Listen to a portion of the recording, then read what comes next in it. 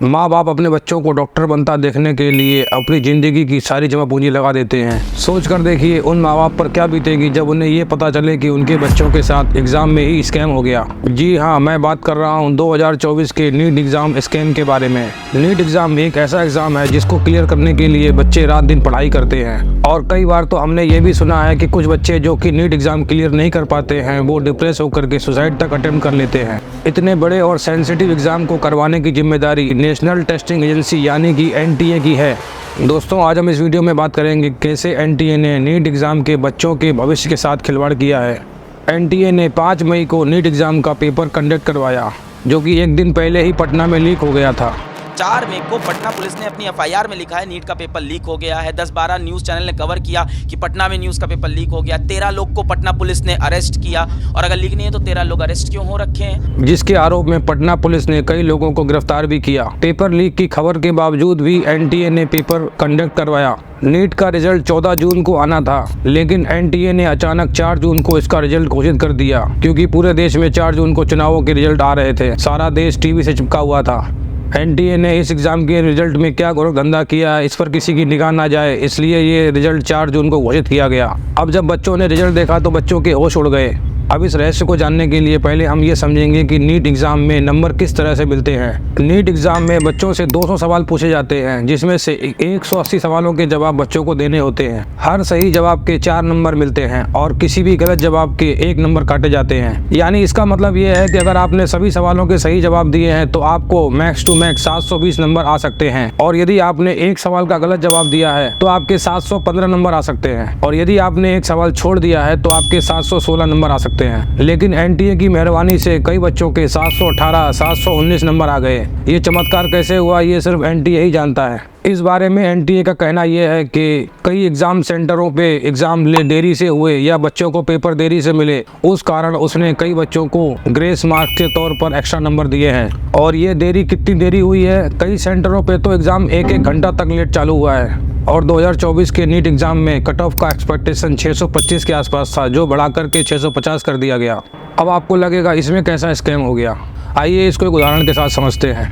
मान लीजिए रमेश और सुरेश नाम के 2 बच्चे हैं, जिनकी नॉलेज समझ-बूझ सब एक जैसी है। दोनों ने 640 नंबर लाने के लिए एग्ज़ाम की तैयारी की है और दोनों एग्ज़ाम देने के लिए सेंटर पर जाते हैं। रमेश का एग्ज़ाम ए सेंटर पर होता है, जहां पर उसको समय से पेपर मिलता है और वो 640 नंबर के हिसाब से सभी जवाबों को सही से लिखता है। और यहीं पर सुरेश बी सेंटर में एग्ज़ाम देता है, जहाँ उसको 15 मिनट देरी से पेपर मिलता है और वो भी 640 नंबरों के सही जवाब लिखता है। लेकिन 15 मिनट देरी से पेपर मिलने के कारण सुरेश को 15 नंबर का उसको एक्स्ट्रा ग्रेस दे दिया जाता है, जिससे उसके नंबर 640 प्लस 15 655 हो गए। दोनों बच्चों ने 640 नंबर के सही जवाब लिखे, लेकिन एनटीए की दरियादिली सुरेश पर थी, जिसको 15 नंबर ग्रेस में दिए गए और बहाना ये बताया गया पेपर 15 मिनट देरी से मिला था। अब 650 नंबर का कट ऑफ होने के कारण सुरेश का सिलेक्शन हो जाएगा, लेकिन रमेश रह जाएगा।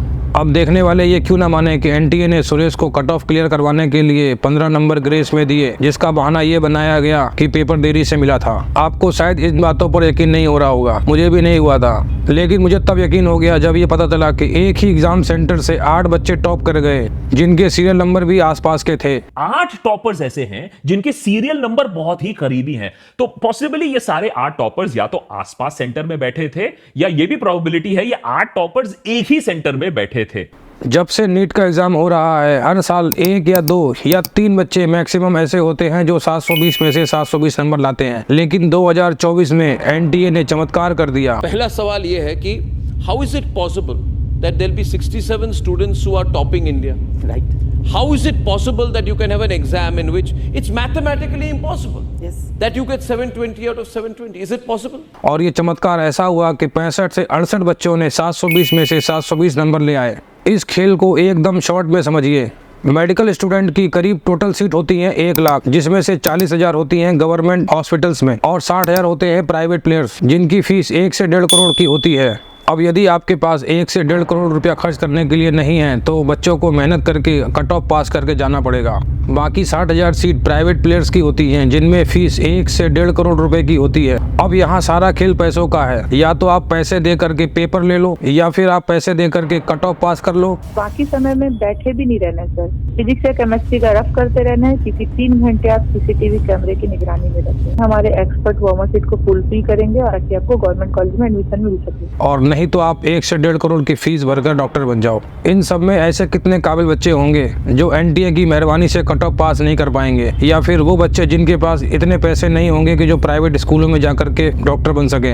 और एनटीए की मेहरबानी से ग्रेस नंबर पाकर ऐसे कई लोग डॉक्टर बन जाएंगे जो कल आपके या हमारे शरीर के साथ खिलवाड़ कर रहे होंगे। और हो सकता है कोई सही काबिल डॉक्टर बनने योग्य बच्चा कल ओला या उबर चला रहा हो। दोस्तों ये सब आए दिन होता है और रोज होता है। ऐसा क्यों होता है? क्योंकि हम सब चुप हो जाते हैं। हमको डर लगता है कि अगर हम किसी सरकारी एजेंसी के खिलाफ आवाज उठाएंगे तो हमारे साथ क्या क्या हो सकता है, क्योंकि हमको लगता है ये हमारी समस्या तो है नहीं, हमको इससे क्या, हम क्यों बोले, और एक हमारे बोलने से क्या होगा। और अगर कोई हिम्मत करके बोलना भी चाहे तो हजारों लोग चुप कराने आ जाते हैं। बहुत सारे लोगों को लगता है कि मेरे अकेले के बोलने से क्या होगा। ऐसा नहीं है, आप बोल करके तो देखिए। अभी रिसेंटली एग्जाम्पल है, एक अकेले ध्रुव राठी ने पूरे मोदी सरकार की जड़ें हिला दी।